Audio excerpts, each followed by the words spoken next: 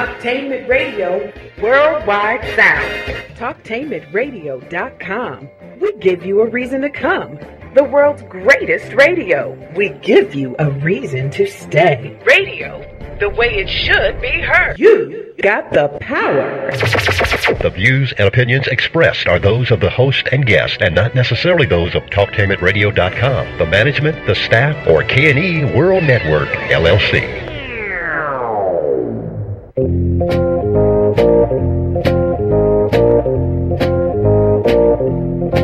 Live call-in talk show. Dial 1-877-932-9766 and join the conversation here on TalkTainmentRadio.com.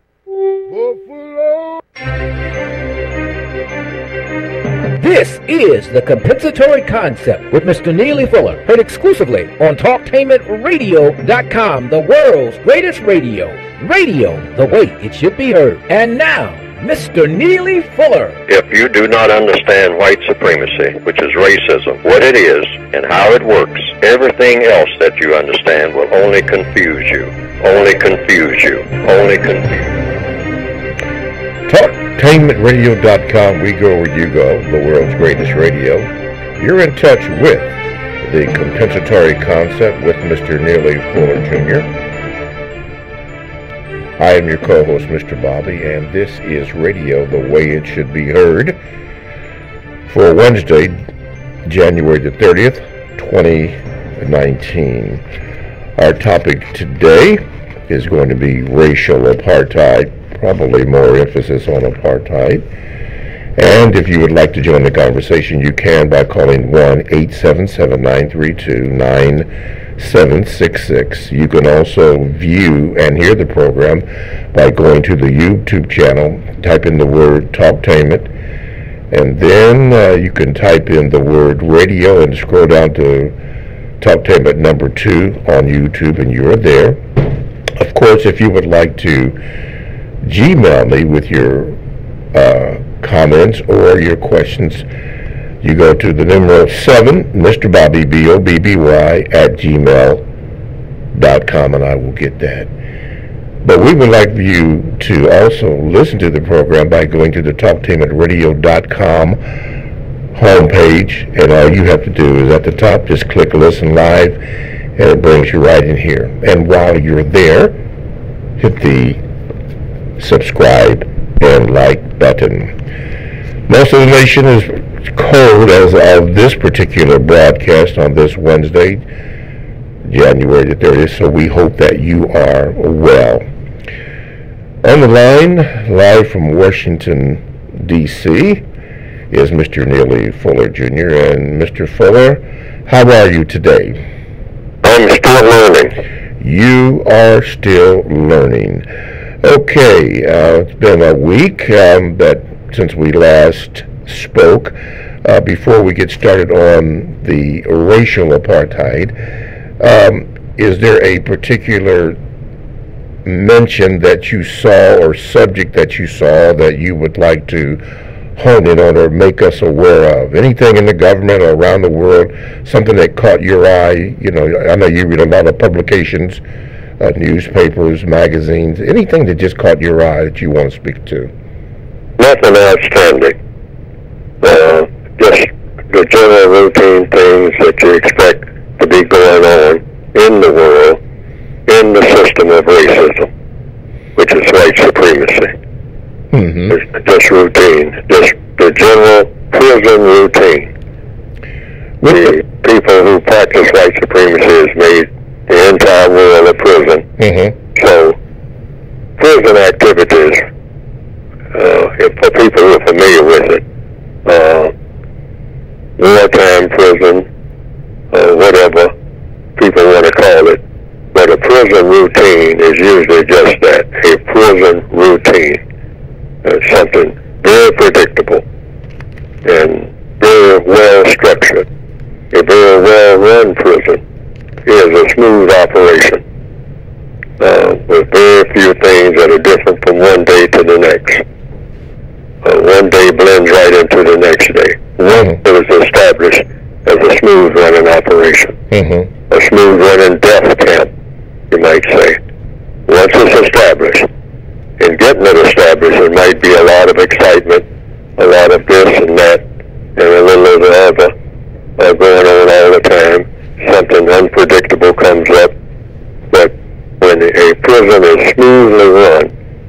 prison system called the system of white supremacy, the rural prison system, is a pretty smooth operation. So it has very few glitches that are outstanding on a day-to-day basis.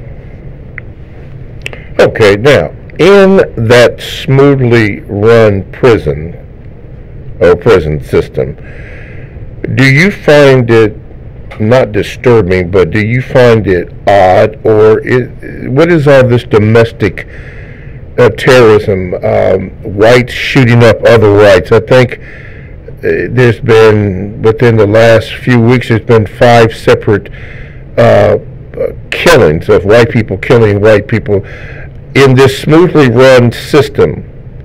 Is that to be expected? That's to be expected. That goes with the territory. In fact, just like in any criminal organization, as kind of depicted in the movie The Godfather by a character called Pete Clemenza, talking to one of the young gangsters who is aspiring to come up in the world, in the family business, as they say. And there's a scene where he's talking to Clemenza, that's Michael Corleone, and he said, "How bad is it going to be, Michael?" Pete, that's Michael talking to Clemenza, that's a fellow mobster, a subordinate of his. And he said, "Pretty bad." He said, "We'll have to do this every 10, 15 years, put the members of the different families, the mob families, the people that control everything when it comes to criminal activity, they go at each other. We are really feasting off of the general population, but every now and then, 10, 15 years, we have a breakdown in how we're going about doing things, arguments among ourselves about how is the best way to proceed into the future. And the arguments sometimes break out into little bits of violence and then break out in all-out violence. And we slaughter each other. But everything finally quiets down and we go back, shake hands, and go back to business as usual. In other words, the wardens of the different branches of the prison system sometimes go at each other. As to make another analogy. And they actually will kill each other and send out their guards from their respective prison sites, hunting each other down. But eventually, they settle down, make some type of agreement on how to divide up the action of taking advantage of subordinate people, the people that they feast off of, and things kind of level off again for another 10 or 15 years. Now, to make the analogy within a racial framework, we have things like a so-called civil war, where huge numbers of white people who didn't particularly care for black people at all on either side went at each other. I mean, all out. They weren't playing. They weren't pulling any punches. I mean, they went at each other big time and wrote books about it. Have reenactments of it even today in 2019. Fly flags commemorating how, hey, we went at each other big time. We all believed in white supremacy. Generally speaking, we just didn't like the style or the way that some of the goods from it were being distributed. But I mean, we really did do a job on each other, and we didn't pull any punches. But at the same time, we both kept our eye on all the opposing families now, the criminal organizations, respectively, the prison wardens. They kept their eye on the prisoners, making sure that the prisoners didn't get away or didn't get out of hand while all this fight was going on between the mobs. That's one analogy. Might be kind of raggedy, but I think people understand what I mean by it. And if they don't, they can say so, and I'll try to clear it up. Okay. Let's take a phone call before we get into racial apartheid. Caller, you are now on with Mr. Fuller. Go ahead, please. Hello, Mr. Fuller? Yes, sir. Yes, I'm in Detroit, and I found out that a lot of people, a lot of places are giving away food, and a lot of black people lining up different days of the week getting that food. And I was telling them the same thing they did to the Indians, they failed them. And you don't know when the next time they're going to put whatever they want to put in it to eliminate so many people. What do you think the compensatory action should be? Should we allow to accept this food? And do we assume that on one day that they might put something in that food that we still? Well, they put stuff in the food all the time. I mean, just about everything in the system of white supremacy that is made available to the prisoners, meaning the black people, the non-white people of the world, is artificial. Artificial food, artificial information, artificial everything in all 9 areas of activity. Artificial economics, artificial education, artificial entertainment that doesn't that is put out here that's very appetizing, lots of sugar on it and all like that, but not anything that will inspire you to do anything that is of any constructive value. That's what the white supremacists do in the field of entertainment. Labor, artificial, except anything that will benefit them. When it comes to anything that's going to benefit the prisoners, the non-white people, the black people, then it's all artificial. They don't get the fruits of their labor. Law, don't even talk about that. You start talking about how the law is used, where black people are concerned, in the system of white supremacy, you got to be joking. If you're talking about correct law, the type of law that produces a thing called justice. Doesn't happen. Can't happen in the system of white supremacy. And then you have politics, another category. All artificial when it comes to people of color. Religion, all confusing. That's a form of artificiality. Anything that causes confusion. The dark-skinned people all over this planet that we call Earth are confused when it comes to the issue of religion. Got a different church on every corner.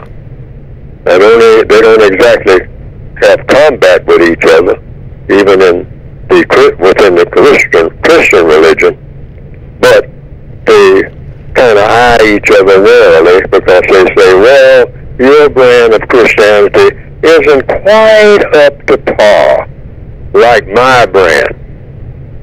And so most of the congregation out there, the potential congregation, come over here to where I am. Those people down the road, they're trying, they mean well, but their brand of Christianity, they don't know Jesus like we do.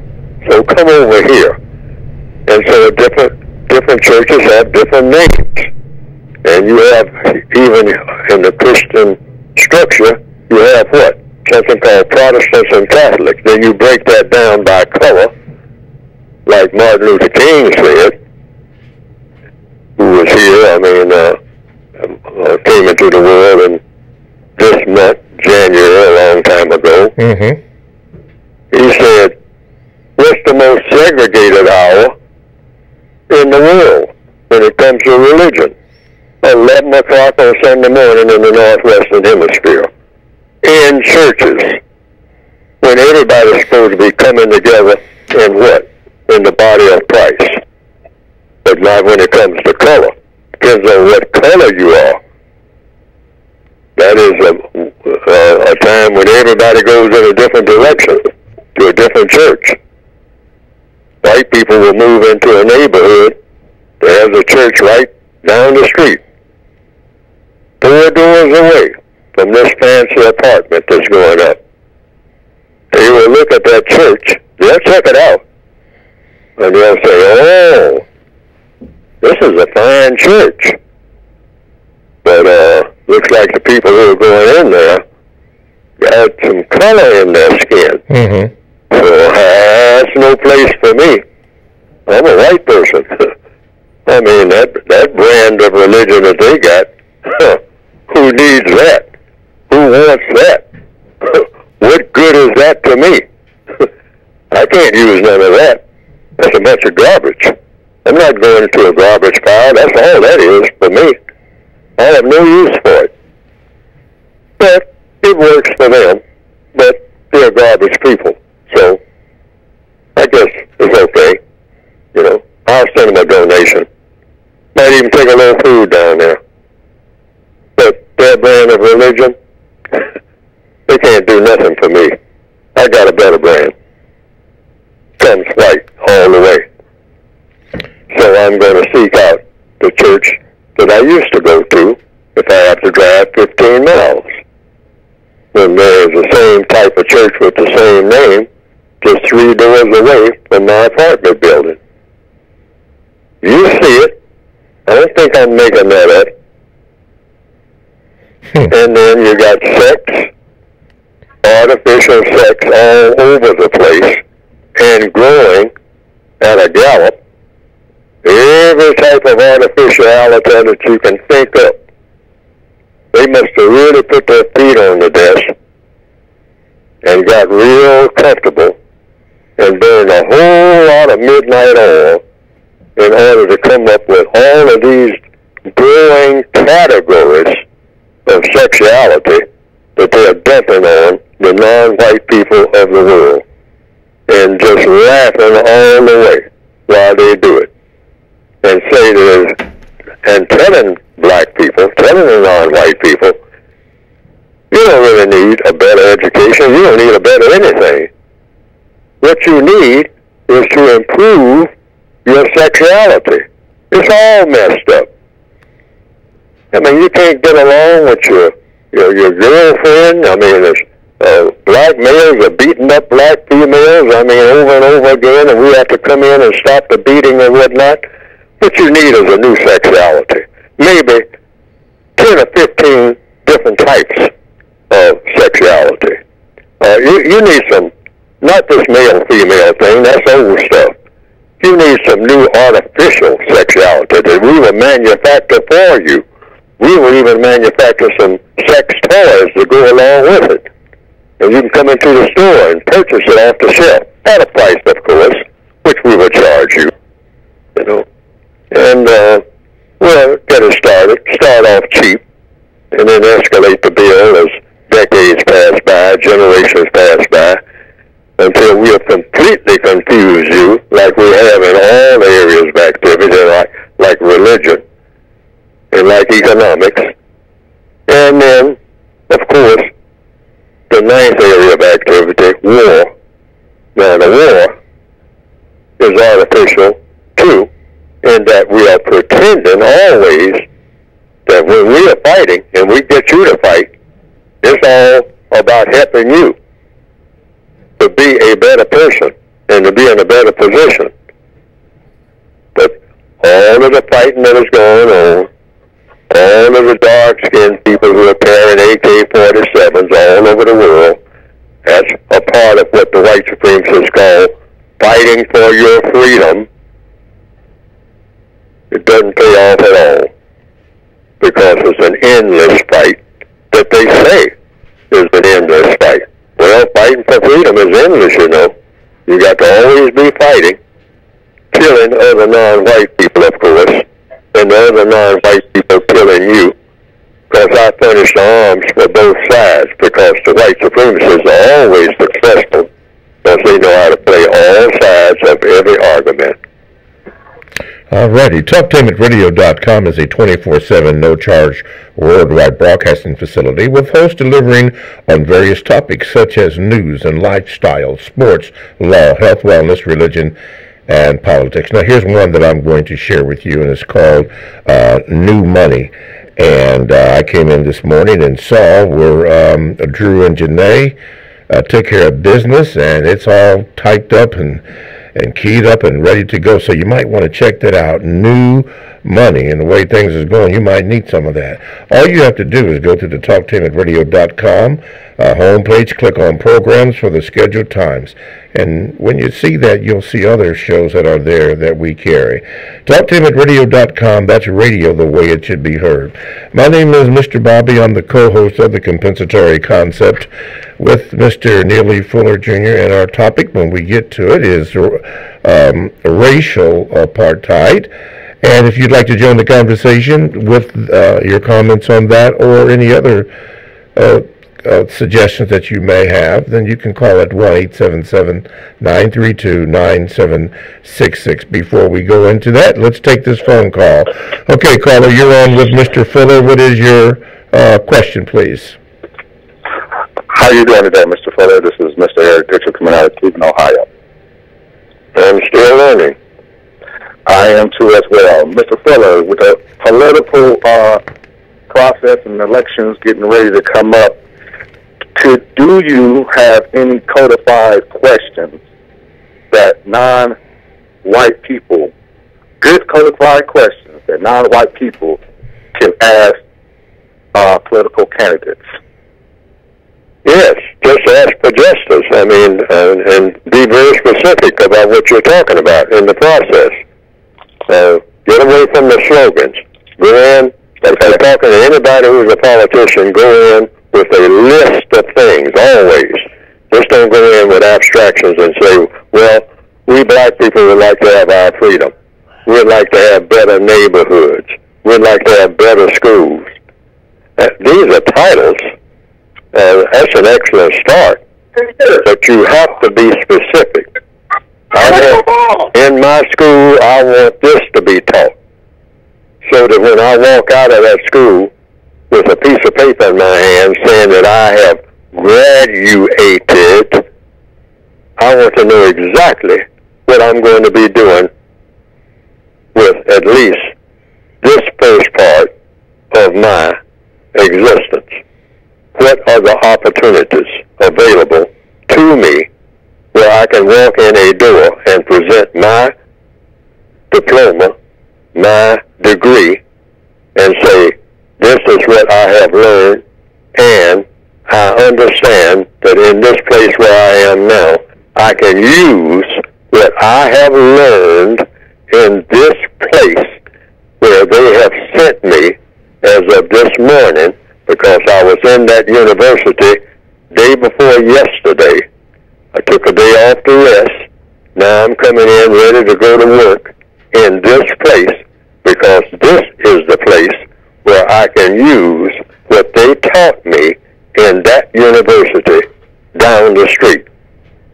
And I'm in this place where I knew that this is the place that I was going to come to so I can make money to take care of all the things that I am required to take care of in a constructive manner. I can gain that money here by giving my services to this facility, because I knew about this facility before I ever left that university, because that's the kind of university it is. It doesn't teach you just a whole bunch of stuff and tell you to go out into the world and change it, and you don't have an idea of how to even get started anywhere. Not a name, not a phone number, not an address, not an idea of where you can use USE, what you have been taught. Yes. Did that answer the question? Or yeah, the caller is gone, but that is, it really did answer the question. Okay, let's do this. We're going to talk about racial apartheid. Now, I have become familiar with apartheid and what happened in South Africa, my first recollection of it, but as I began to see things around here, it made me wonder if that same thing was practiced here. And the word apartheid means apartness. Racial segregation had been used for centuries, but when the new policy started in 1948, in South Africa, it was strict and more systematic. In the system, the people of South Africa were divided by race, and the races were forced to live apart from each other. Mr. Fuller, with racial apartheid, or that term anyway, that's been scattered around, do you see the white supremacists classifying and separating blacks based on color, a dark-skinned black versus a light-skinned black, and so forth and so forth, all the gambit of colors? Do you see that as something that is prevalent in today's society? Always has been. In fact, there are categories that they use that are not in the census, by the way, but in general conversation, what do you hear? Black people and brown people. And most black people are brown. Now, how much confusion can you get? Usually when they refer to brown people, they're talking about what? They're talking about people not a color, because the people are brown in color. A lot of them are tan, a very dark brown, a very light brown. But they're talking about people who speak a language. The language is not a color. That language is Spanish. But they'll say the people who speak Spanish are the brown people. Oh, well, take a look. Some of them are. Some of them are not. Some of them, just like among what we call black people, look like white people. Just like among black people. See how the white supremacists just go behind the bushes and just laugh at what they are pulling on the world? Because they call anything by anything. They'll say anything. There's nothing that they won't say. They'll say, oh, blue is green today. And people say, well, where did you get that? So, because I said so. That's all they do. Because I said so. Blue is green today. Now, all you people of color, line up and repeat after me. And all the people of color throughout the entire system of white supremacy, as long as it's been established, have a tendency to just start nodding their heads in unison without anybody stepping back, which is what counter-racist science is all about, and say, wait a minute, I know what I'm looking at, and you're trying to tell me that I don't see what I'm looking at. I know the difference between brown and yellow. I know the difference between white and green. I know the difference between orange and purple, I think. But the white supremacists will say, oh, no, that was yesterday. You got it all wrong. Now, that's what apartheid was all about. It was just the same old thing with a different word attached to it. That's all they have ever done. Same stuff. The same stuff in different cans, you might say. If you were to compare it to beans or canned groceries and whatnot. The same stuff with a different can and a different label. And they come up with all kinds of labels to describe the same thing. Okay. And they do this all the time. All the time. Okay, TalkTimeRadio.com. We go where you go. Check us out on 94.1 WGRN. Podcasts all available. Download the TalkTimeRadio.com to your app, your cell, or your tablet. That's radio the way it should be heard. Stay right there. We're going to get into more of this definition and more of your phone calls. In fact, one's on the line now. All that and more coming up next on TalkTimeRadio.com.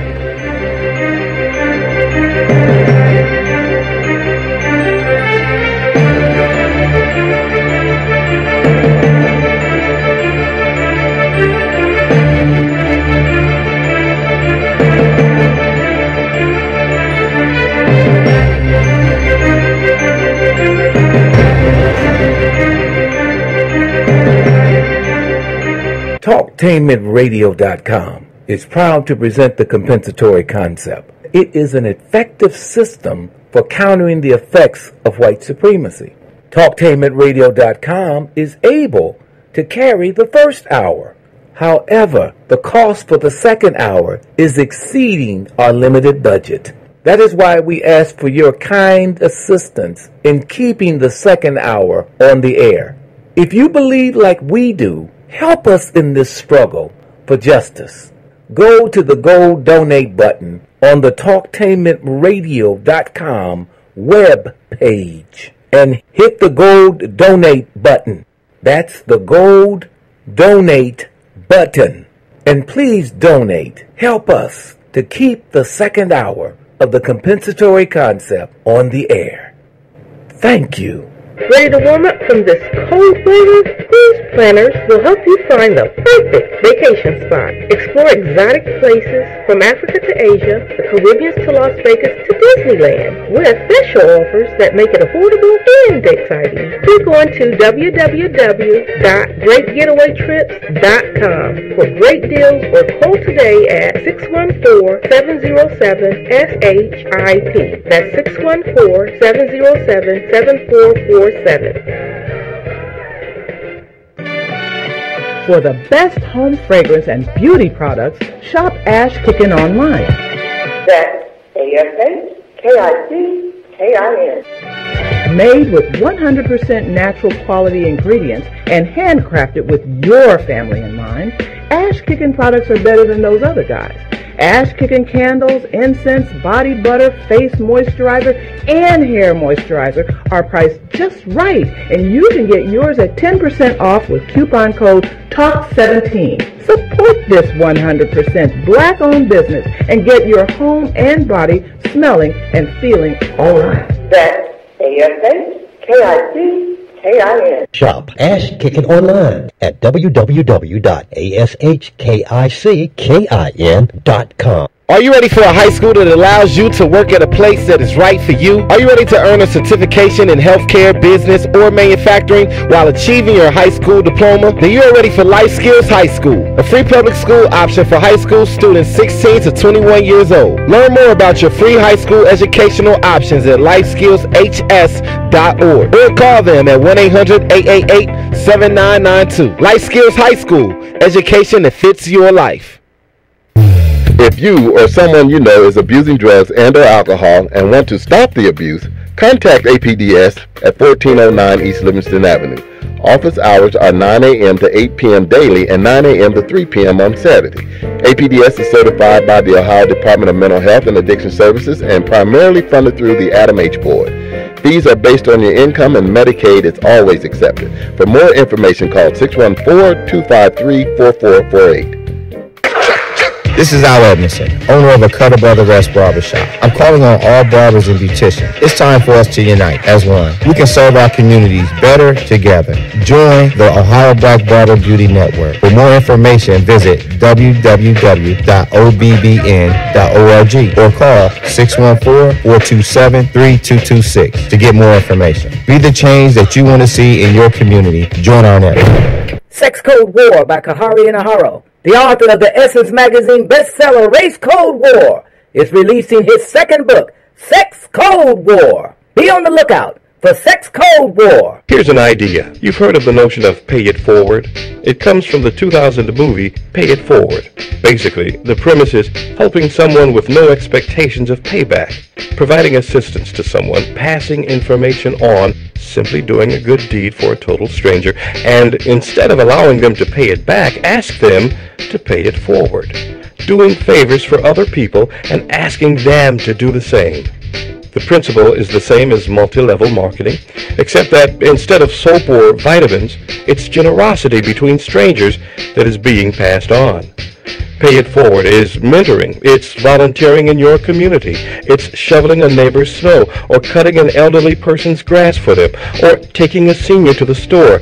Don't wait for someone else to do something good. Do it yourself. It starts with you. Talktainment Radio strongly embraces the notion of pay it forward. In fact, we just did. Looking for something special for your club or group? Take a trip. Cruise Planners will help you plan the event of a lifetime. Explore exotic places from Africa to Asia, Bermuda to Las Vegas to Hawaii, with special offers that make it affordable and exciting. click on to www.greatgetawaytrips.com for great deals. Or call today at 614-707-SHIP. That's 614-707-7447. Live call-in talk show. Dial 1-877-932-9766 and join the conversation here on TalkTimidRadio.com. I think I'm entitled. You want answers. I want the truth. You can't handle the truth. Go ahead. Make my day. I'm as mad as hell, and I'm not going to take this anymore. You got the power. TalkTimidRadio.com. We go where you go. Download the TalkTimidRadio.com app to your cell or to your tablet. That's radio the way it should be heard. This is the Compensatory Concept with Mr. Neely Fuller Jr., and I am your co-host, Mr. Bobby, and this is radio the way it should be heard. The phone number to get in contact with the show is 1-877-932-9766, and our main topic today is racial apartheid. But right now we're going to take a phone call. Carl, you are now on with Mr. Fuller. What is your question? Good morning, Mr. Bobby, Mr. Fuller. This is Reggie from Charlotte, North Carolina. Mr. Fuller, I was recently approached by, publicly in a parking lot by another black male, and his question to me was, what's your nationality? And I didn't know what angle he was coming from. I thought maybe he, thought I was a foreigner or something. So I just simply said, I just asked him, well, what do you mean by nationality? And he went on to tell me what he thought my nationality was based on his religious views. So I just sit there, listened to him, and then we departed. So I thought about that later. So my question to you is simply, what is the codified response to the question, what is your nationality? Yes. Well, when a person asks you a question and you don't understand what the question is, you did the correct thing. That's the codified response. You did exactly what the response should be. And that is, you ask him, you use the very words that whomever the person is, the words that that person is using. You get that person in a polite, courteous manner to explain what the word means. You did the correct thing. That's the codified response. That's right on point. What do you mean by nationality, sir? And don't help with the answer, because you might have ideas yourself about what the answer may be, but that person is talking to you and using the term, so you want that person's definition of the term. That's whether the person is white, non-white, male, female, whatever. Always ask about the terms that that person is using, regardless of what you think the term may mean. You just simply say, and you did the correct thing. What do you mean by nationality? What was the person's response when you asked that question? Do you remember? Yes. Well, he just went on to tell me, instead of answering my question, like what country are you from or whatever, he went on to say, well, you should be this, you should be this. He went to a religious aspect. Like, it's like he wanted me to say something and say, oh, nope. I guess he wanted me to say, hey, I'm American. Say, no, you're not American, you're this. Like, so he was looking to retaliate based on my response, but I think I caught him off guard by just, asking him the question back to him. But his response was, brother, we are, members of the lost tribe and this and that. And I just sat there and listened to him. That was the correct procedure. Now, okay, and you always do it with an approach of being courteous and just listening to what the person has to say. The person has something to tell you, so you just listen to what the person is telling you, and you said that the person said what he had to say and then walked off. Is that correct? Yes. That's the way it's supposed to work. Because it's never supposed to get into an argument. It's never. Okay. Black people have to stop arguing with each other or with anybody, really. That should be, in 2019, no more arguments of any kind. Because arguments don't produce what? Constructive results. Conversations do. There's a difference between an argument and a conversation. A conversation produces a constructive result every time. An argument does not produce a constructive result. So how do you avoid arguments?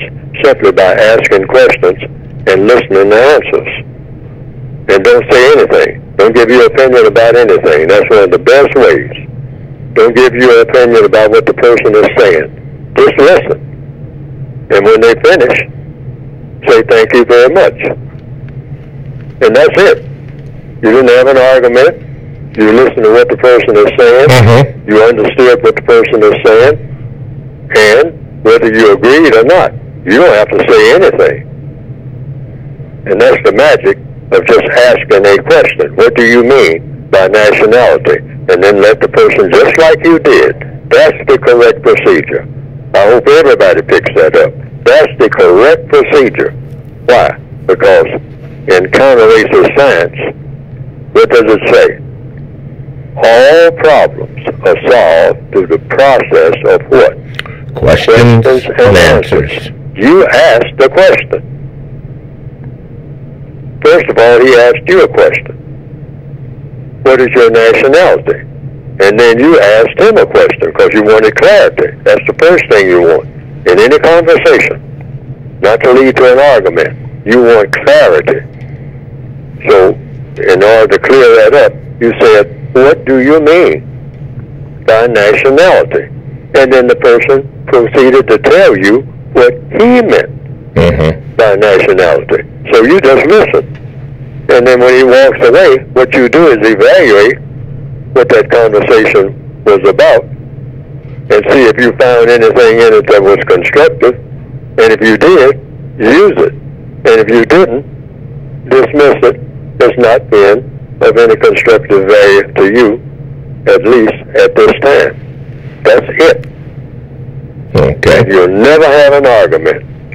I mean, you hear black people having arguments in subway stations. I mean, arguments all over the place. That should be something that in 2019 is unheard of. We should look at the science of avoiding arguments. Yes, sir. Okay, TalkTainmentRadio.com. We go where you go. Download the TalkTainmentRadio.com app to your cell or to your tablet. That's radio the way it should be heard. You are now listening to the Compensatory Concept with Mr. Neely Fuller Jr., and I am your co-host, Mr. Bobby. And our discussion today is racial apartheid. But it is at this particular time, usually 45 minutes after the hour, that we present Mr. Fuller with an opportunity to discuss the book. Mr. Fuller, this is your time to discuss the book, so take it away. A lot of the things that I'm talking about right now are in the book. That's why I wrote the book. The Compensatory Counter-Racist Code. Textbook, workbook for thought, for speech, and or action for victims of racism. And of course, racism is described singularly. I mean, just by that word, singularly, that means just one thing, one type of racism, and that's white supremacy. Why? Because you can't have two supremes in the same space. I mean, when you say one thing is supreme, that automatically says there's none other. So if you're talking about racism and racial supremacy, you're talking about white supremacy. There's no such thing as non-white supremacy in a white supremacy system. They can't occupy the same space. So what is white supremacy? It's two things, two elements. Dominating and mistreating people who are classified as non-white by people who are classified as white and who function as white. Dominating and mistreating, those two elements, that's what it's for. Dominating and mistreating, how? When? Where? Answer, all the time, in all 9 areas of activity: economics, education, entertainment, labor, law, politics, religion, sex, and war. Worldwide, 24/7, without let-up. Anybody who is classified as non-white, black, brown, red, yellow, beige, tan, any of the derivatives of blackness come under the system of white supremacy, according to the white supremacists, and they have proven that this is a fact. And the evidence shows it. So the textbook that I have written is for the victims of this system, because this system should not exist. The system that should exist is a system of peace. It's based on truth plus justice plus correctness. That's the equation. That equals peace. First you gotta have truth, then you gotta have justice, then you have correctness, which means you treat everything correctly. Justice is you treat people correctly. Truth is you reveal whatever is. The definition is in the textbook of truth is that which is. That which is what? That which is what it is. It's not something else. Call things by their correct name based on what it does or what it exists for. You have to find that in everything. Now the textbook for victims of white supremacy is for victims of this thing called racism. And it's addressed to the individual person. And it's supposed to tell you, or make suggestions rather, about what to do, what to say, each and every day, under every circumstance. What to do and what to say. What to not do and what to not say. In all of these areas of activity. That's what the book is designed to help an individual person do, who is a victim of racism. And you can get it by going to producejustice.com. You can get the book. And there's a word guide that will help you with the word part, what to say and what not to say, what questions to ask. Like somebody saying, what's your nationality? Or, how do you respond? The book is supposed to guide you. Are you an American? What is an American? What does an American do that nobody else does? What's the difference between an American and an All-American? That's in the Word Guide, which is in addition to the basic book. Okay? And is there a difference between an American and an All-American? How many Americans are there? What is an American? In every area of activity, 24 hours a day. Do Americans exist? What's an African? What's an Asian? What is justice? Words are supposed to mean something. Every word. And you're supposed to be able to understand every word that is spoken to you so that you don't have what? Confusion. Because from confusion comes disaster in any type of frame of reference. That's been proven all down through the world. Anytime you find a whole bunch of confused people, you either deconfuse that situation or get somebody to do it, or you get out of that situation, because confusion is going to lead to disaster. That's a guarantee. No people who are confused are going to be constructively engaged. Now, the textbook for victims of white supremacy, I repeat again, you can get by going to producejustice.com. Producejustice.com. And hopefully you will find something in the basic textbook and the additional to it called the Word Guide that will help to deconfuse you about everything that's going on in this world that's dominated by the system of white supremacy. Alrighty, there you have it, producejustice.com. As we move along, today's topic is racial apartheid. If you would like to join the conversation, you can by calling 1-877-932-9766 to either have a question and have Mr. Fuller address your question with suggestions. Mr. Fuller, before we go on here, are you familiar with the Berlin Conference of 1884-1885? Vaguely. I've forgotten about the details of it.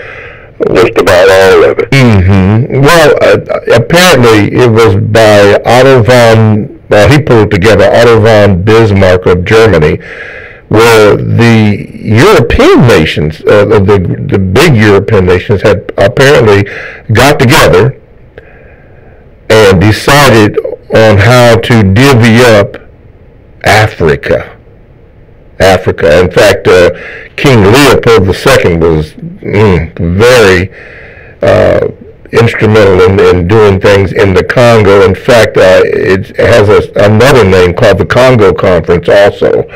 But I found it very interesting to see how Africa was divvied up into the various countries that it is now, because the Europeans were interested in colonization, and I thought I would throw that out there, and I'm glad that you were familiar with it, because I haven't been so familiar with it until about a week ago or 2 weeks ago, and I looked it up, and it was quite an interesting read, the Berlin Conference. So by me saying that little bit, did that stir your memory up of some information that you had on that? Oh, yes, sir. Well, definitely. The minute you mentioned it, that it was about dividing up the territories like any gangster operation. Mm-hmm. Gangster operations at that Godfather level, what do? They divide up territories.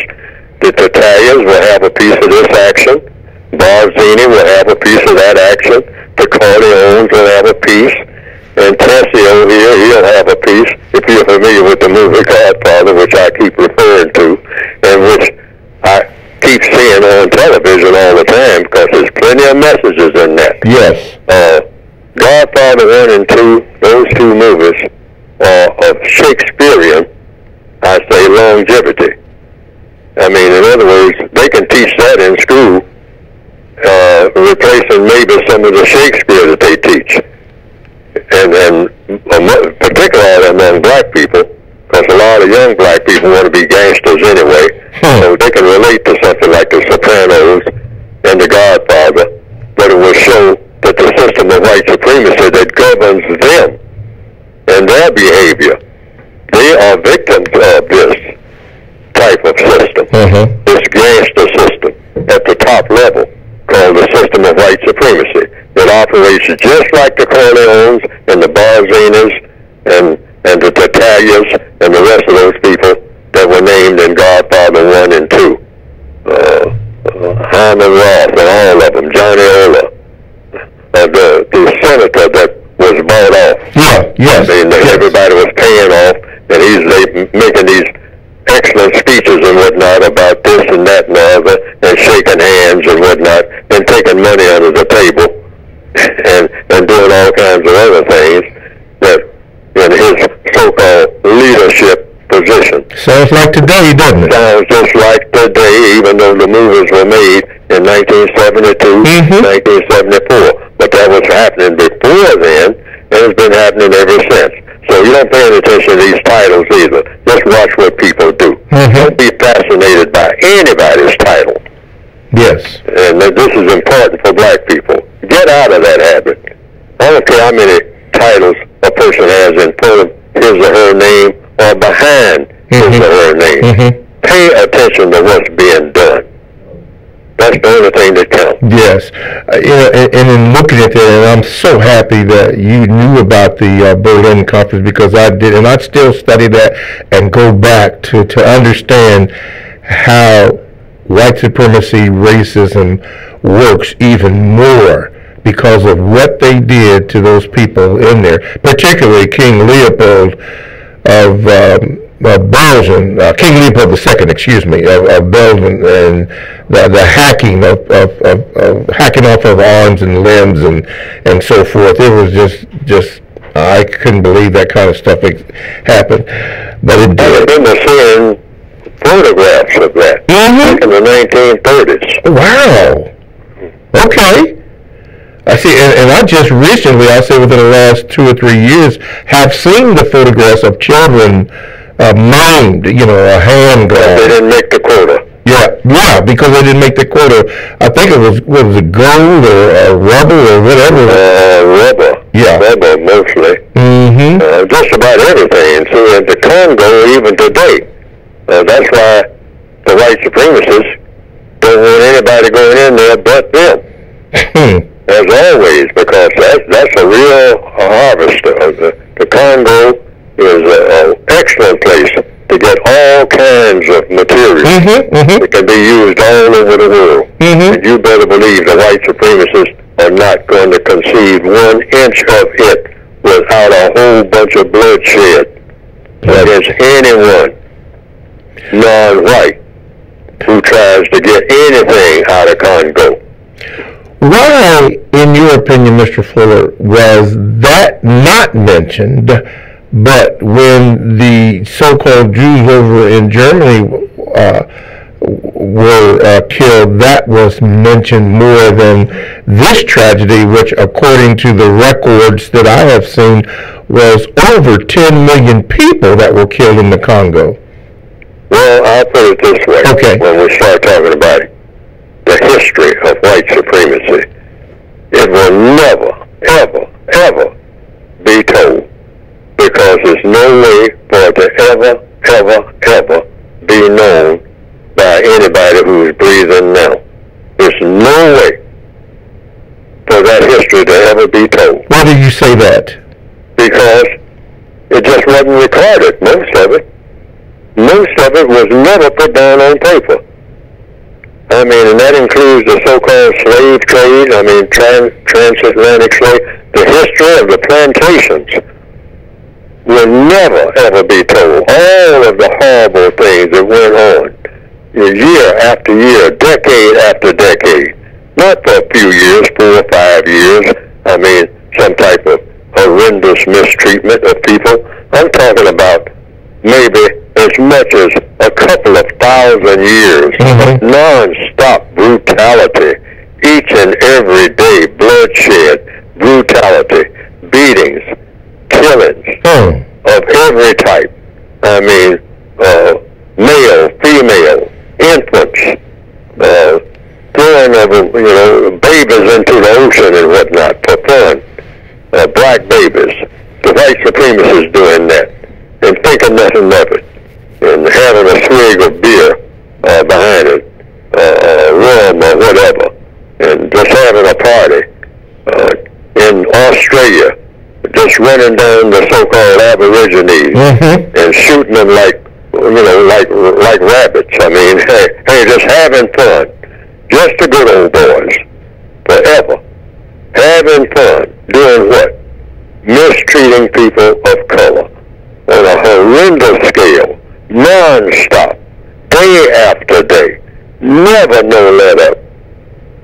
Like I looked at I turned on my TV, just flipped the channel yesterday. It's always there. And what was showing? Showboat. Alright?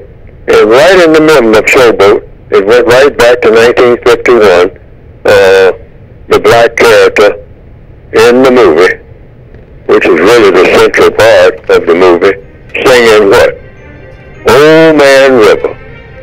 You and me, we sweat and strain, body all aching, racked with pain. Tote that barge, lift that bale, get a little drunk, and your land's in jail. Okay, I gotta leave it there for the first hour, Mr. Fuller. Talk to him at radio.com, the world's greatest radio the way it should be heard. Stay tuned for the second hour, and we're going to start off with Showboat.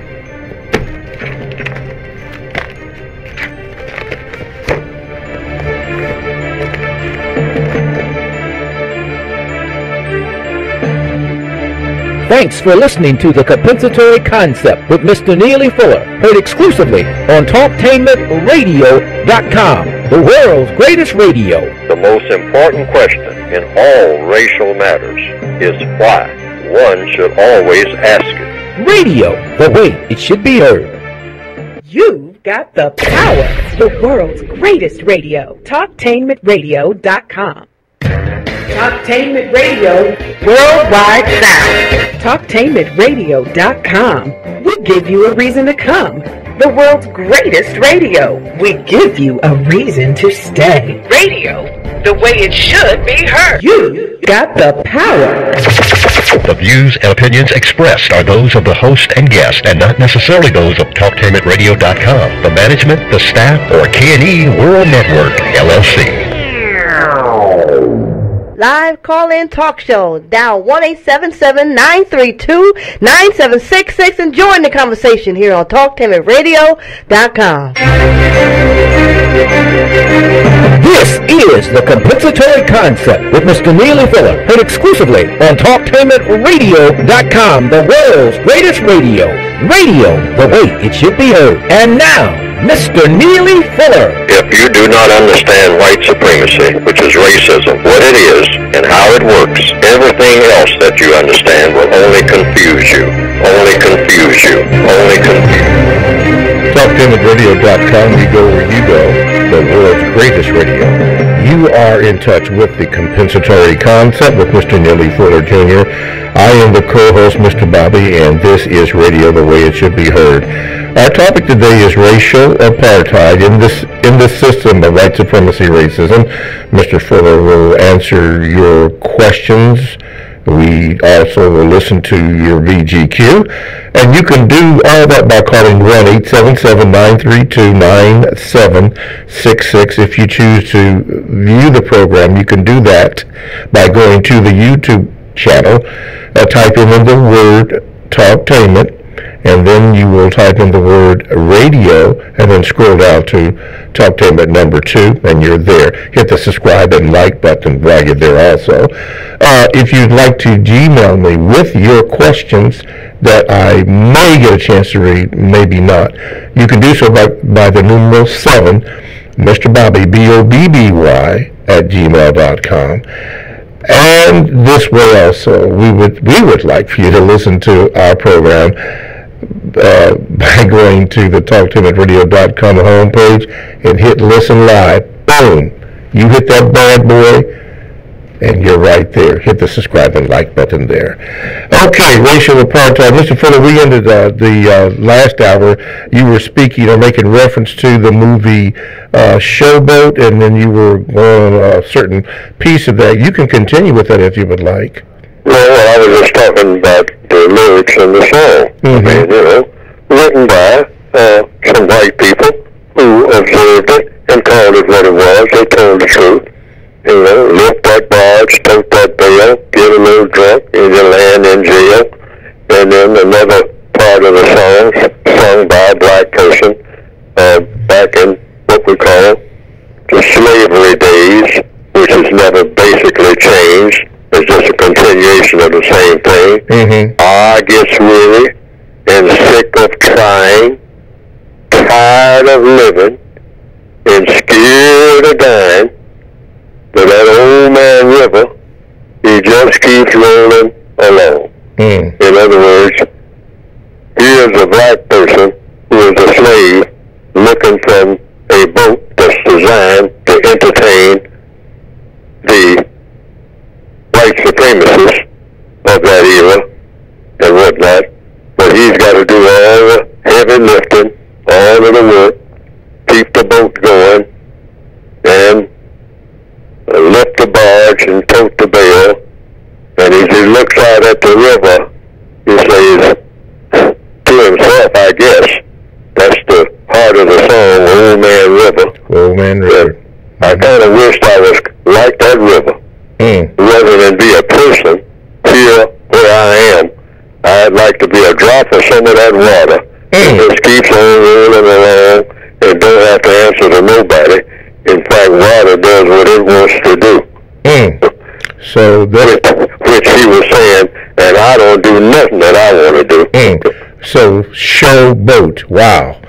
I never thought of it that way. That's very good.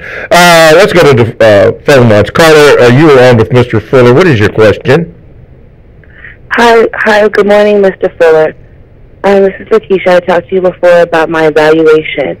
I submitted the investigation to the Department of Education, and they contacted me and said, basically the investigator says if there was something a violation, and they asked me if I wanted to withdraw my complaint. I wanted to ask you, why do you think that they would ask me to withdraw it when they already determined that they were in fault? Why would they want me to withdraw the complaint? Investigation. I don't know. What did they ask you to do? They asked me if I wanted to withdraw the investigation. No, you don't withdraw investigations until the investigation is closed. The whole point for opening any investigation is to come to a conclusion. Has anybody come to a conclusion? Have you been told that someone came to a conclusion other than you being asked to withdraw the investigation? Right, they said that they have to put it in writing by February 6th, but as of right now, they can tell me that yes, they are in fault, like they were in violation, but they asked me if I wanted to withdraw my complaint. Well, like I've always told people, never make a complaint. Just ask for an investigation. Don't make a complaint about anything on the job. Ask for an investigation and stay there. Don't move from that investigation thing. You make an inquiry, and that's asking people to investigate, but you don't do the investigating. And once you ask for an investigation, you want the investigation to come to a conclusion, and that conclusion be given in writing. Always. Yes, sir. You want your response in writing, whatever the conclusion is. And then if you are not satisfied with the conclusion, you ask for an investigation of the conclusion. If you see fit to do so. It's a continuing thing.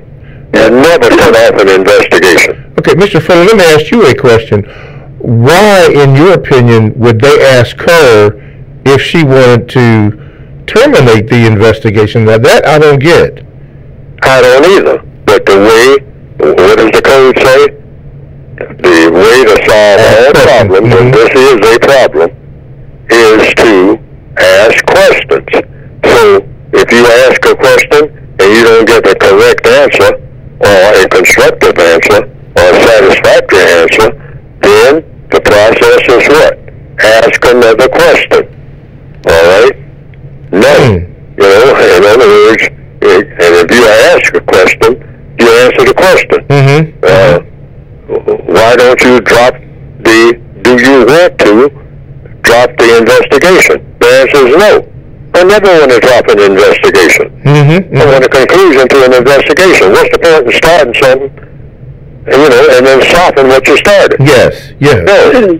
You always come to a conclusion. They wanted me to stop it so they wouldn't have to put it in writing. They said if I don't stop it, then it will definitely go in writing. They have to put it in writing within 60 days, which will be February 6th. They said they were going to do what? They asked me to stop it because if I don't stop it, it will go in writing because they only have 60 days from the start of the investigation. What will go in writing? The results of the investigation, which finds them in fault. Oh, well then, if you don't like what you get as a result, because that's what you are seeking, their result, then you call for an investigation of the investigation. That's the procedure. If you don't agree with the conclusion. Is she protected by any laws that she can actually ask for an investigation on the investigation?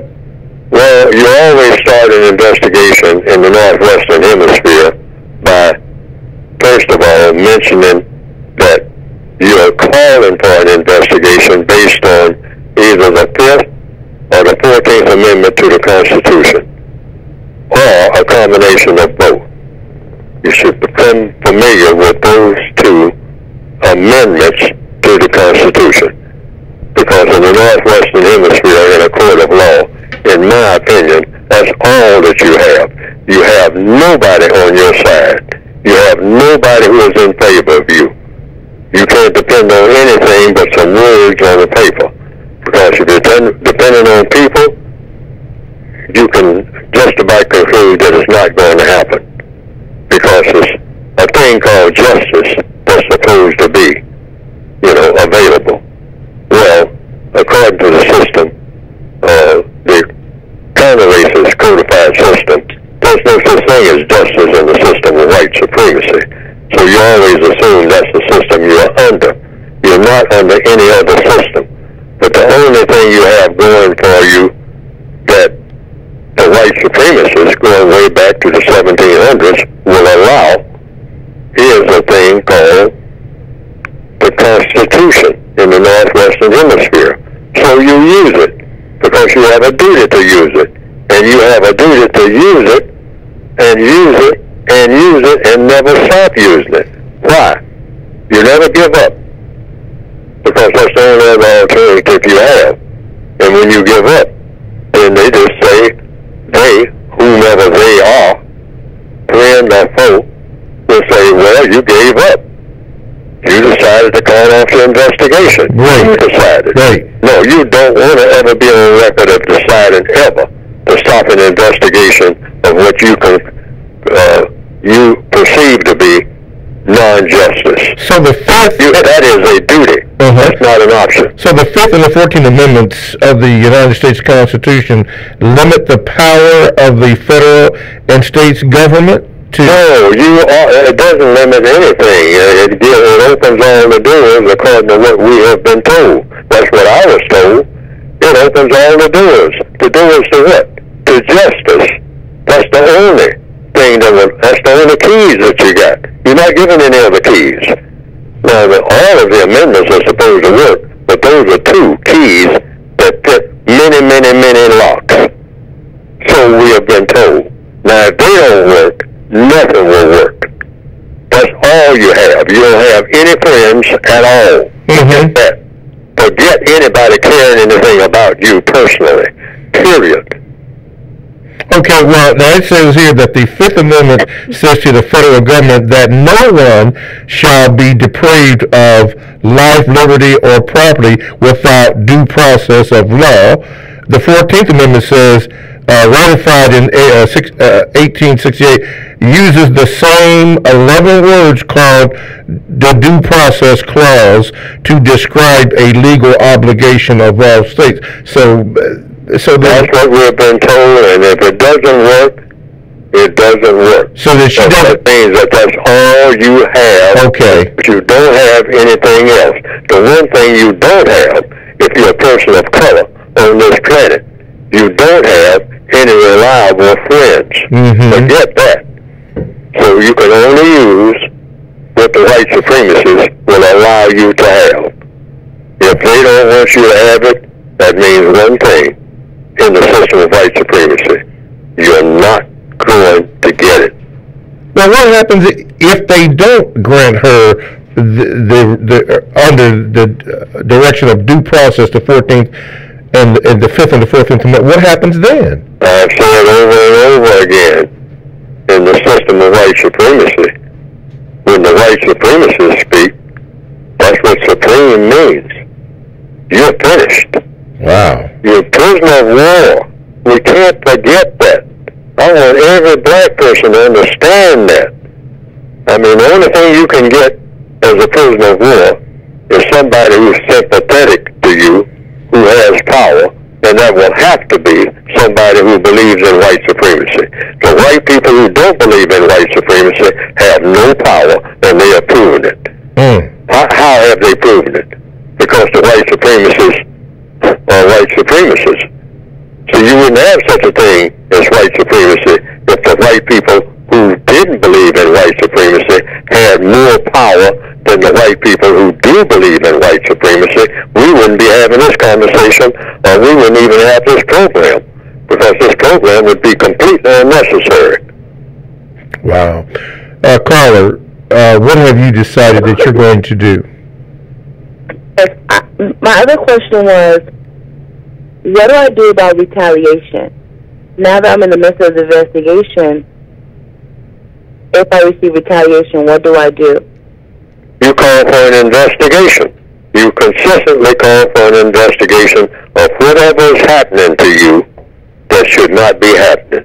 And you always use the 5th and the 14th Amendment approaches, because that's all that you have. Don't ever think you have any friends in the system of white supremacy. System of white supremacy does not allow friendship that's of constructive value for non-white people. They simply don't allow it. They allow something that looks like it, but that's not what it is. Okay. Very interesting call, and thank you, caller, for that. Very interesting. TalkTimeRadio.com is a 24/7, no-charge, worldwide broadcasting facility with hosts delivering on various topics such as news, lifestyle, sports, law, health, wellness, religion, and politics. Now, here's one that I'm going to share with you that I did mention in the first hour, and that is called New Money. And when I came in this morning, I saw where Drew and Janae got that bad boy all ready to go, and it's going to drop on their next showtime. As a matter of fact, for any shows that we have, you can go to the TalkTimeRadio.com homepage, click on programs for the scheduled times, and a little bio on them. Talktainment Radio, radio the way it should be heard. My name is Mr. Bobby. I am the co-host on the Compensatory Concept with Mr. Neely Fuller Jr.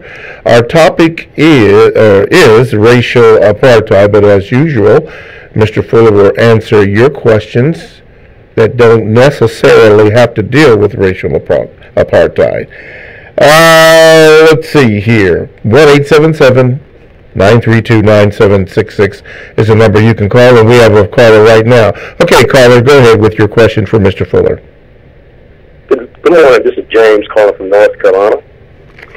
Mr. Fuller, I have recently viewed documentaries regarding the alleged Zionist conspiracy to dominate and control all non-Jewish people on the planet.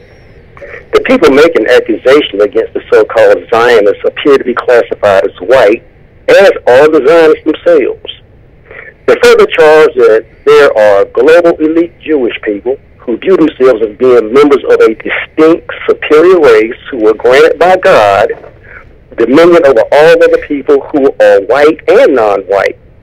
What is your perspective regarding the dynamic of how some white people are accusing other white people of being the supreme practitioners of racism and responsible for not only their problems, but the problems of all other people, and also say they're essentially practicing apartheid?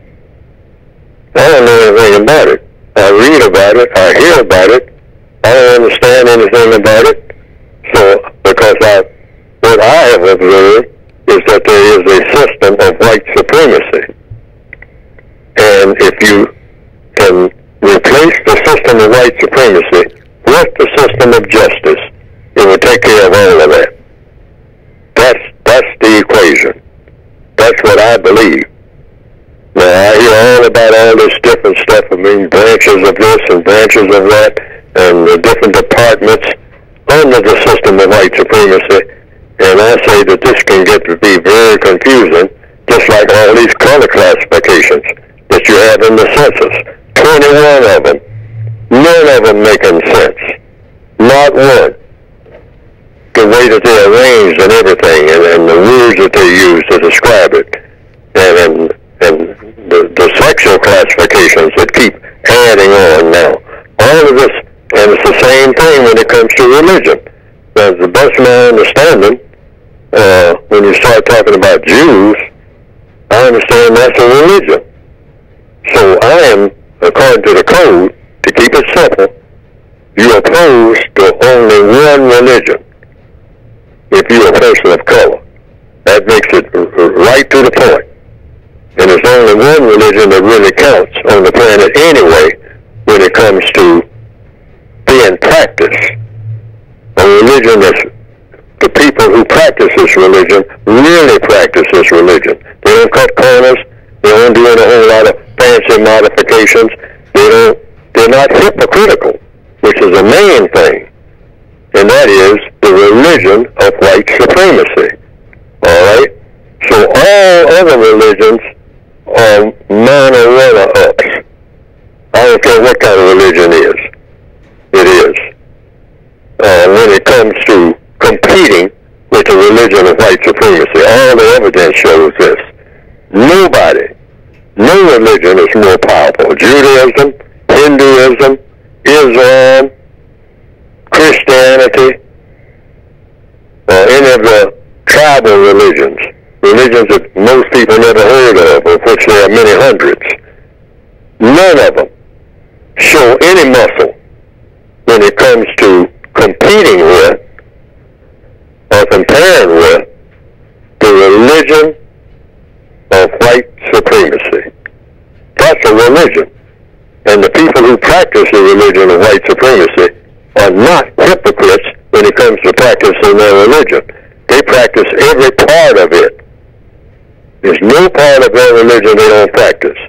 But a lot of people who call themselves Christians or Hindus or Jews or Muslims, sometimes you will see them cut corners on their own religion. See, nobody, for the most part, there are some religions that force you to practice the religion, but you can't watch everybody all the time and whatnot. But there are a lot of people who profess that they have a religion, but you can't have something that you don't practice. There are millions of people who say, I'm a Catholic, for instance, but I don't practice it. Now, that's absurd, and that doesn't make any sense at all. That's why I'm saying when you start talking about religious matters, it really gets confusing. Because how can you be something that you don't do? I'm a carpenter, but I don't do any woodwork. I'm a bus driver, but I don't drive a bus. I'm an airplane pilot, but I don't go nowhere near no airplanes. What proof do you have to back up what all that you just said? Because the proof is when the people say themselves. I only go by what the people say. They'll say, my religion requires me to do this, and this. Never tell a lie. That's what a person will say. They say, well, where did you get that? Never telling a lie. Because my religion says that I shouldn't. I shouldn't bear a false witness. And then that person will tell a lie. Right there in the grocery store, selling you something. Jack up the price and say he didn't do it. He called himself exactly what he was that he said he wasn't. That means you ain't practicing your religion. But the white supremacists, when they say they do something, or when they believe something, like kicking black people around, you better believe they're going to kick black people around, because that's what they do. See, that's white supremacist religion. That's what I mean when they say that they're going to mistreat black people, they're going to mistreat black people. You better believe that. They're going to do that. They're going to do that anywhere they go, anywhere in the world, any time of day or night. They'll find a way to do it because they're going to practice their religion. They're not going to let up. They're the only people who are like that when it comes to this thing called religion and answer to the person's questions. Most people are a little bit hypocritical about their religions. Go ahead, James. Yes, sir. But Mr. Fuller, I know racists practice the religion of white supremacy by lying, but is it written somewhere, or is it somehow understood among races that they are supposed to lie and just always lie? I mean, Well, the racists will say, I never lie. But that's a part of their religion, saying that you never lie when you're lying when you say that. I'm just saying that, is it understood among people who identify themselves as racists when they're in each other's presence? Do they discuss things like, we're supposed to lie, we're supposed to, are they saying those things perhaps behind closed doors, you know? Are they saying, hey, we have got to absolutely deceive all of our victims? Yeah, you have to deceive your victims. Anybody who is going to victimize anybody in an efficient manner has to use deception on a long-term basis. Now, if you don't deceive people, if you're just upfront with people all the time, you tell the truth and all like that, then that matter is going to be settled real fast, all right? And a person cannot misuse a person for a long period of time without using deception. So the white supremacists are the masters of deceit. In answer to that question. But I might have kind of deviated from your original question because you were talking about Zionists and Jews and all like that. Now, here's what I must say this because that's a touchy subject all over the world for some reason. And that is when people start talking about Jews. So I always say, if you're going to talk about Jews, first thing you want to know, or if you're going to talk about Jews, and it's another word that's associated with Jews, and that is Semite. And another word, a term called anti-Semite, or anti-Semitism. Have you heard those terms? Yes, sir. Okay. Now, so I say, for non-white people of the planet, just like one of the callers called in earlier and said something about what's your nationality, when you start talking about Jews, Zionism, anti-Semitism, Semitism, the procedure according to the code is you ask the person who is talking what these words mean and what they don't mean. All right? But here's what. The first thing that you ask, getting into the question mode, are you a Jew, sir or ma'am? And if the person is not a Jew and identifies him or herself as a Jew, then you don't talk about anybody or the Jewish situation with anybody, because this is what I found the best way to go. Codification is about the best way to go with anything. If you're going to find out about anything about Jewishness or Zionism, you have to be talking to a Zionist or a Jew. That's the procedure. I don't ask anybody about Jews. And I recommend this for everybody in the world, unless I'm talking to a Jew. A person who says, I am a genuine Jew. You want to know about Jews? Ask me. Yes, sir. I heard what you said. Yes, ma'am. I heard what you said. So now I have some questions. Because you have answered the first questions I need to know.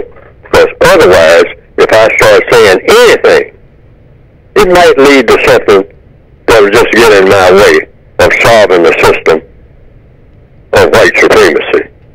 I'm going to get more confusion. And some people might lead me down that road. I don't want more confusion. So really, that would apply to anybody of any religion. If a person asks me specifically about a person who is supposed to be a Christian, I want to talk to that particular Christian. That person who says, I'm a real Christian. I'm not a phony. I'm a real Christian. So anything you want to know about Christianity and what it's all about, ask me. Don't ask nobody else. So that's the person I want to talk to. All righty, we got to leave it there. Thank you, James, for your call. Talk to him at radio.com. We go where you go. Check us out on 94.1 WGRN. Podcasts all available. Download the Talk to him at radio.com to your cell or to your tablet. That's radio the way it should be heard. Stay right there. We have more of Mr. Fuller and more of the racial apartheid coming up next on Talk to him at radio.com.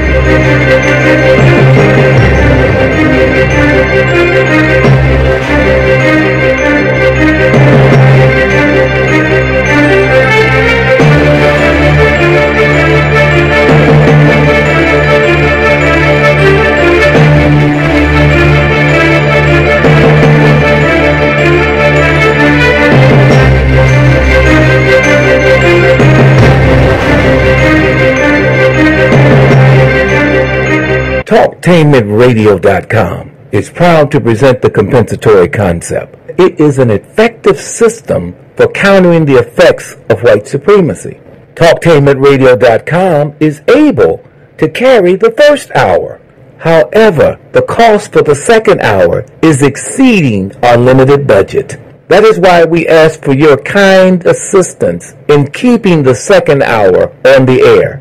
If you believe like we do, help us in this struggle for justice. Go to the gold donate button on the TalkTainmentRadio.com web page and hit the gold donate button.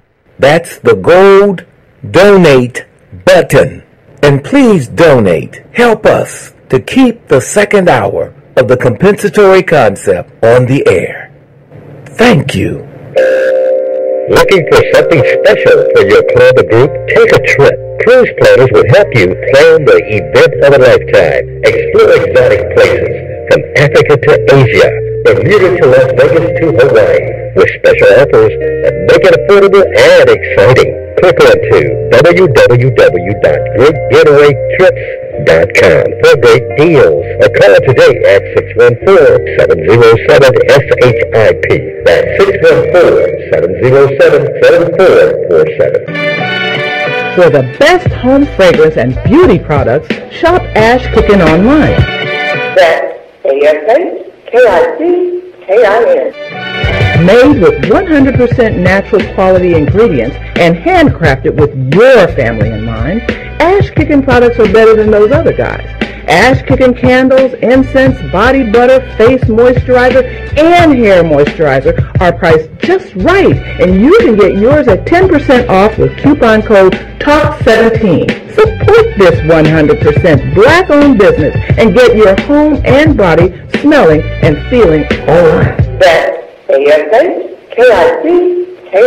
Shop Ash Kickin' online at www.ashkickin.com. Are you ready for a high school that allows you to work at a place that is right for you? Are you ready to earn a certification in healthcare, business, or manufacturing while achieving your high school diploma? Then you're ready for Life Skills High School, a free public school option for high school students 16 to 21 years old. Learn more about your free high school educational options at lifeskillshs.org or call them at 1-800-888-7992. Life Skills High School, education that fits your life.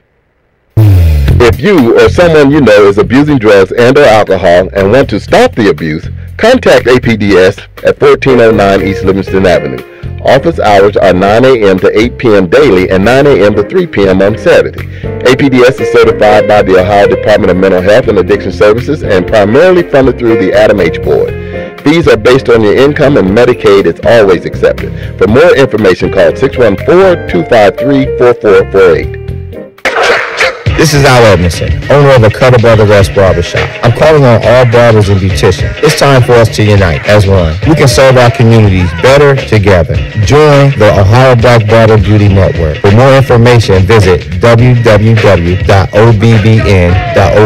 or call 614-427-3226 to get more information. Be the change that you want to see in your community. Join our network. Sex Code War by Kahari Inaharo, the author of the Essence magazine bestseller Race Code War, is releasing his second book, Sex Code War. Be on the lookout for Sex Code War. Here's an idea. You've heard of the notion of pay it forward. It comes from the 2000 movie Pay It Forward. Basically, the premise is helping someone with no expectations of payback, providing assistance to someone, passing information on, simply doing a good deed for a total stranger, and instead of allowing them to pay it back, ask them to pay it forward, doing favors for other people and asking them to do the same. The principle is the same as multi-level marketing, except that instead of soap or vitamins, it's generosity between strangers that is being passed on. Pay It Forward is mentoring. It's volunteering in your community. It's shoveling a neighbor's snow, or cutting an elderly person's grass for them, or taking a senior to the store. Don't wait for someone else to do something good. Do it yourself. It starts with you. Talktainment Radio strongly embraces the notion of pay it forward. In fact, We just did. Ready to warm up from this cold weather? Cruise planners will help you find the perfect vacation spot. Explore exotic places from Africa to Asia, the Caribbean to Las Vegas to Disneyland, with special offers that make it affordable and exciting. Click on to www.greatgetawaytrips.com for great deals or call today at 614-707-SHIP. That's 614-707-7447. Live call-in talk show. Dial 1-877-932-9766 and join the conversation here on TalkTimidRadio.com. I think I'm entitled. You want answers. I want the truth. You can't handle the truth. Go ahead. Make my day. I'm as mad as hell, and I'm not going to take this anymore. You got the power. TalkTimidRadio.com. We go where you go. Download the TalkTimidRadio.com app to your cell, to your tablet. That's radio, the way it should be heard. This is Mr. Bobby. I am the co-host on the Compensatory Concept with Mr. Nellie Fuller Jr. Our topic is racial apartheid in the system of white supremacy racism. And if you'd like to join the conversation, you can at 1-877-932-9766. Mr. Fuller, in the word guide, if you have that with you, could you go to page 17 of the word guide, and then we'll, at the top of that. Are you there yet? Yes. No, not your caller. I'll get to you in just a sec. Mr. Fuller? I'm on page 17 of the word guide. At the top, you gave an explanation of apartheid. This is why people should have the word guide. Could you read that so we can continue on in our discussion? Apartheid. Yeah. In the word guide, page 17. Apartheid, according to the Compensatory Counter-Racist Codified Word Guide, which I wrote, this is just my definition, my spin on it. It says what? Do not use this word except to explain it as having the same meaning as the term white supremacy and racism. I'm going to repeat that again. Do not use this word. What word? Apartheid. Except to explain it as having the same meaning as the term white supremacy. Use the words white supremacy in place of the word apartheid. In other words, just don't use the term at all. When other people can use it, but when you hear apartheid, just say white supremacy. Mm-hmm. That keeps it real simple. Apartheid, people, might be all over the place. Apartheid, like right here on this program. What's apartheid? Some people never even heard the word. Okay? But a lot of people may have heard the word white supremacy. So you use that. Yeah, and the reason... White supremacy, I have found, is almost magic. Yes. I mean, people get real nervous when you say, well, what about white supremacy? Anybody got anything to say about white supremacy? Say that in any forum, and people get nervous, black people and white people. Mm-hmm. And you gave a specific reason right underneath that. Could you read that there before we go on? Mm-hmm. Do not use the word apartheid. Use the word white supremacy, and the reason is, according to compensatory counter-racist logic, and I'm reading this, yes, the word apartheid is a refined and confusing term that is designed or intended to be used to mean the same as the term white supremacy, but without directly appearing to do so. So the white supremacists just came up with another word for white supremacy, another term, and said, we won't call it white supremacy because that's too controversial. I bet you that's what they said in a talk among themselves when they invented that term apartheid. All right? They'll say, hey, that sounds like we're mistreating somebody if you say white supremacy. So we're not going to call ourselves white supremacists. We're going to say that we're white people, and those people over there are black people, and we are going to have a system that will benefit both black and white, and we will call it apartheid. I think that's how that might have happened. May not have happened exactly that way, but it did come out that way. Yes, sir. That's self-evident. Okay, so now we have a clear definition. Okay, caller, you are on with Mr. Fuller. What is your question, please?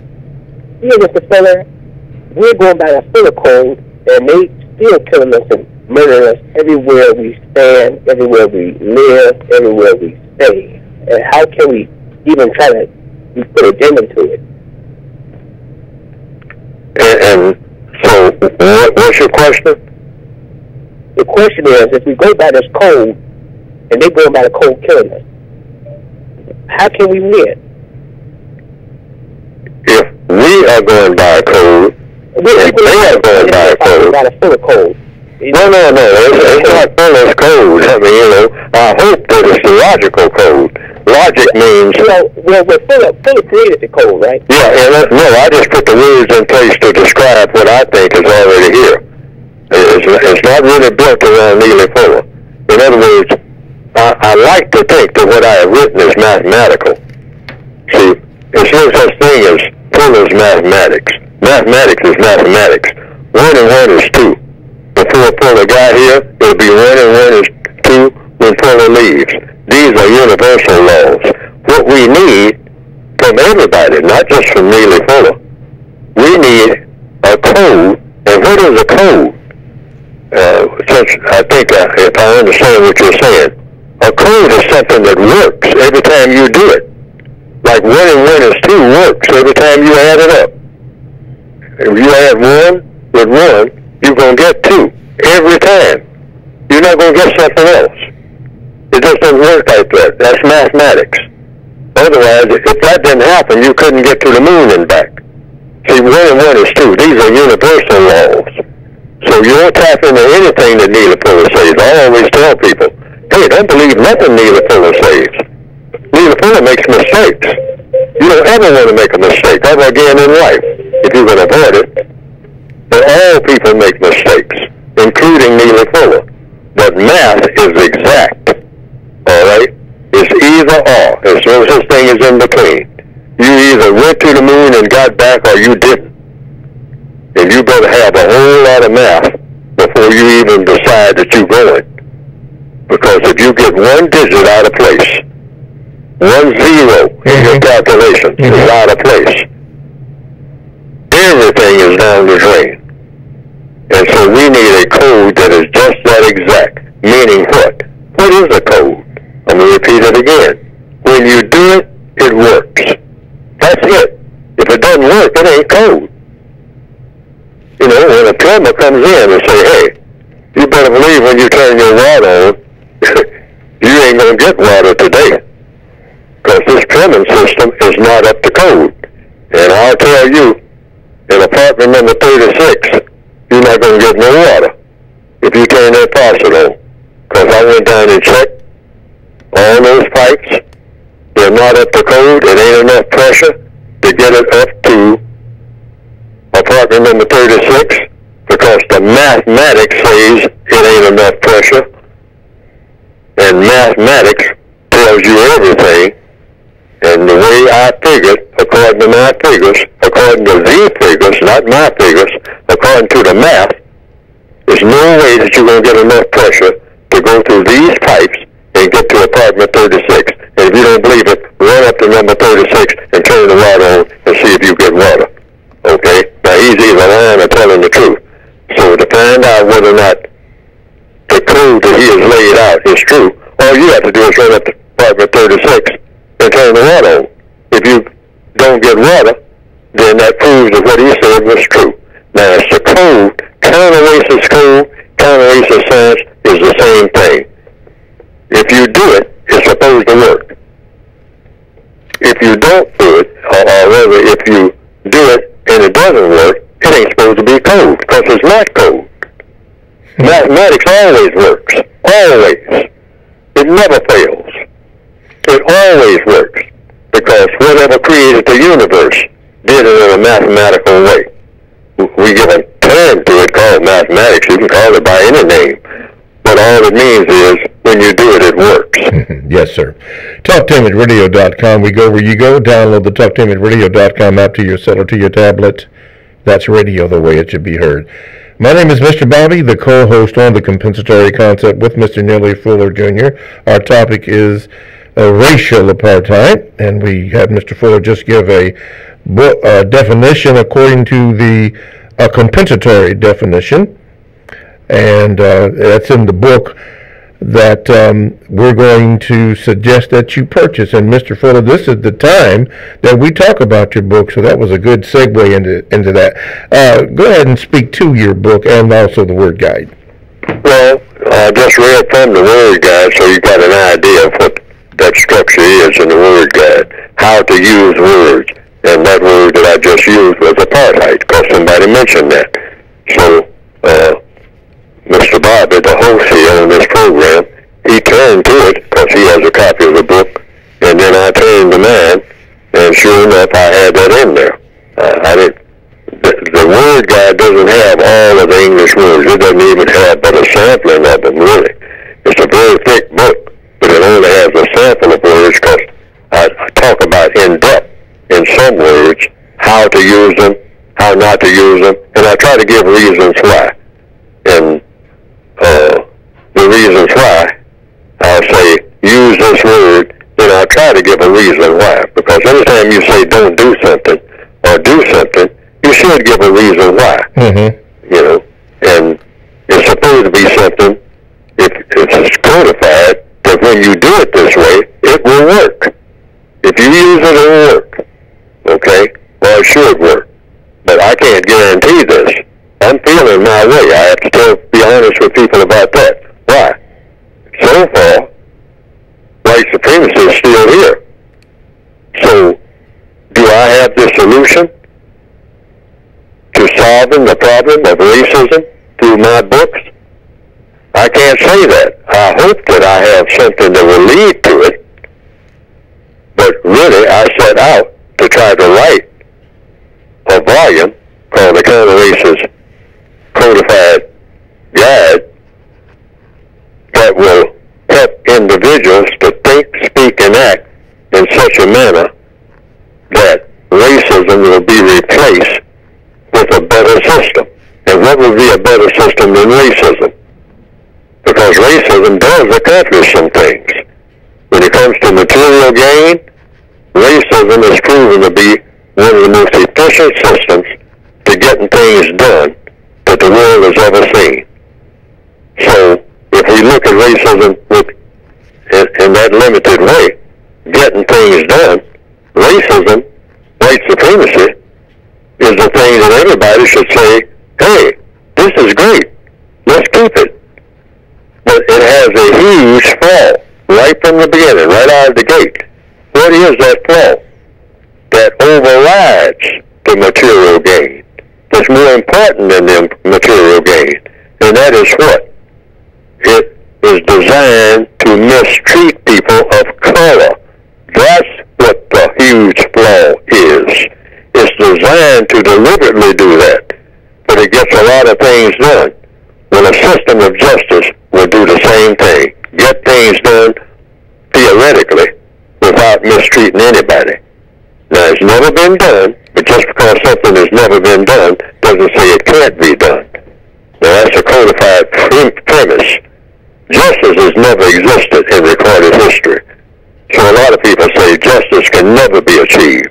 You can't have a system of anything among people without mistreating somebody. Now, I don't believe that. I believe if you just slow down and do the math, you can figure out how to get things done, just like the system of white supremacy does, without mistreating anyone. Not one person will be mistreated and get the same things done. Now, it might be a little slower to get there, on account of you got a system that's designed to poison everybody and poison everybody's mind. Now, you can get this textbook that talks about all of this, and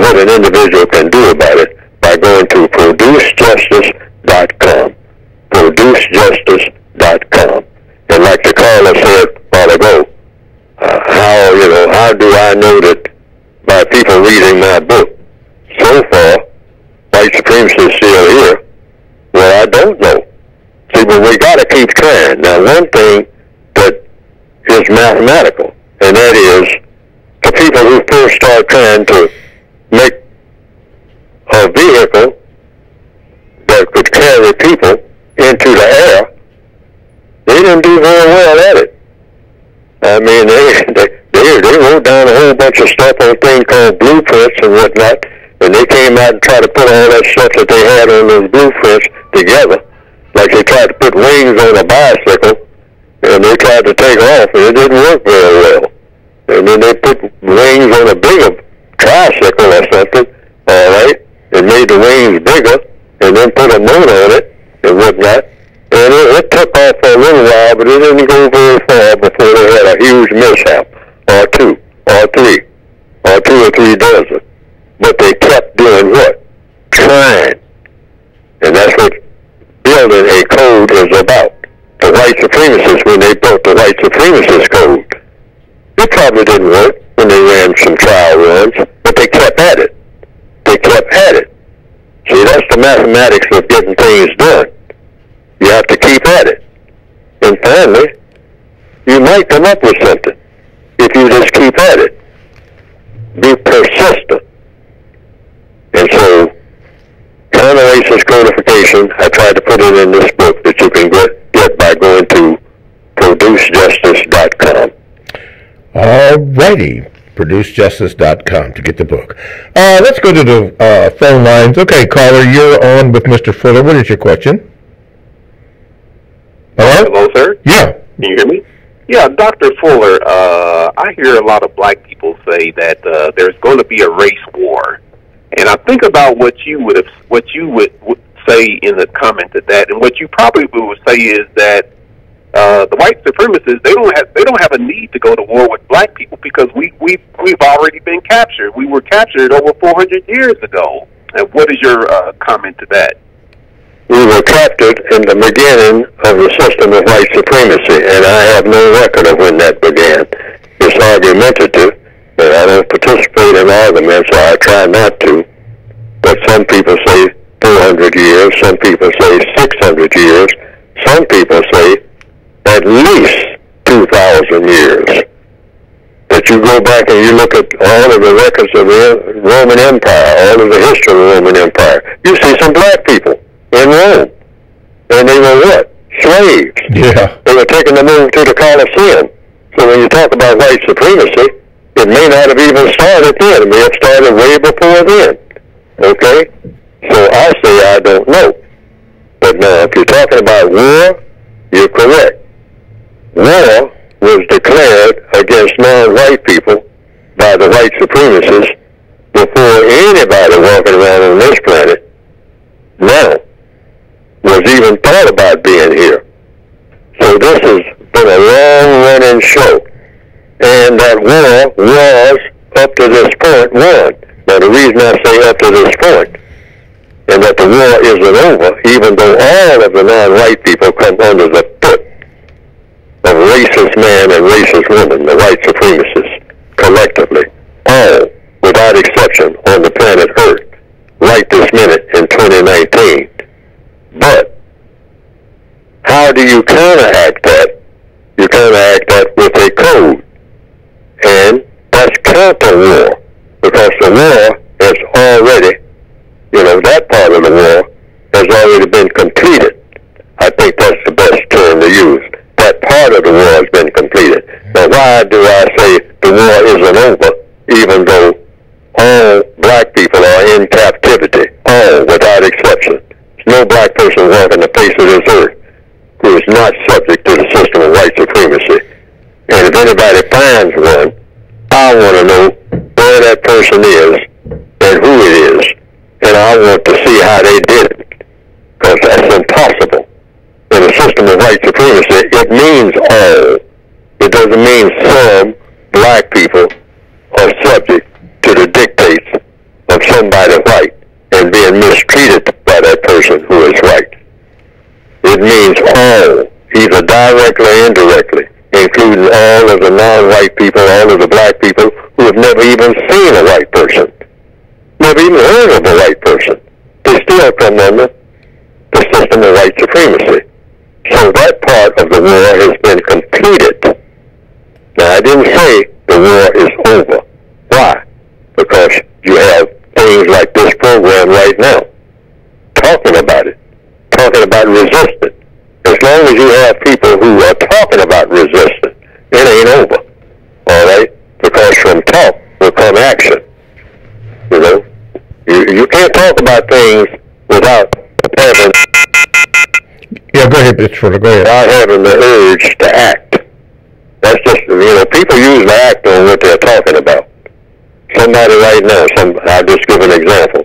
Some black person, 16 years old right now, has got a couple of 9mm lying on the table before them. They keep picking them up and looking at them, loading them and unloading them, pulling back the slide. Oh boy, I can kill me somebody. All right? You let that 16-year-old keep doing that. You know what's going to happen? They are going to kill somebody. Now that's a guarantee. You let them just keep doing it. Keep playing with that gun. You know, hey, I got to use this thing. I'm just sitting here playing with it. I got to go out and make this thing, you know, I got to see how, you know, what it looks like to see somebody fall down when I point this thing at him and pull the trigger. I got to see that happening. All right? See, whatever you're thinking about, you keep thinking about it. You can fool around and do it. Now, it's the same way with practicing racism as the same way with practicing getting rid of racism. You keep thinking about it. And the books that I have written are designed, and the program that I'm on now, hopefully, is designed to keep us thinking about it so we'll act on what we're thinking about. But do it in a way that will be constructive and get the job done. Alrighty. We don't have a chance to get to this particular email, but I will ask a question about it. And let's see if, and we will probably have to go into next week. But Mr. Fuller, I was asked to ask you about, let's see, please ask Mr. Fuller whether his plan for the breaking down of white supremacy racism based on Plato's definition of human freedom, which accordingly can be realized when man is totally rational, that is, when reason rules compassion. What do you think about that, Mr. Fuller? And have you heard of Plato's definition of human freedom? No, I have not. Okay. I've read a little bit of Plato, but if I read that, I don't remember that I read it. So somebody can tell me, what did he say? Yeah, that'll be my assignment for next week to look at what is that. I did look at a little bit of it, but it was a little confusing to me. But I'll try to make that a point to find out what Gigi was asking here, whether your plan for breaking down the white supremacy racism is based on Plato's definition of human freedom, which accordingly can be only realized when man is totally rational. Now, I know you know what rational means, and that is when reason rules passion. Reason rules passion. Well, now, since he asked a question, and this is the question and answer program, you know, kicking around and see where they go. What did Neely Fuller put in his textbook for victims of white supremacy in the Word Guide? And that's the definition of freedom. Right, and that's what we will have to do next week because the music means we're out of time. Thank you for listening. Thank you, TalkToHimAtRadio.com. Thank you, listeners. Talk to Him at Radio, the way it should be heard. We'll see you next week. All right, thank you. Thank you. Thanks for listening to the Compensatory Concept with Mr. Neely Fuller, heard exclusively on TalkTainmentRadio.com, the world's greatest radio. The most important question in all racial matters is why. One should always ask it. Radio, the way it should be heard. You've got the power, the world's greatest radio. TalkTainmentRadio.com.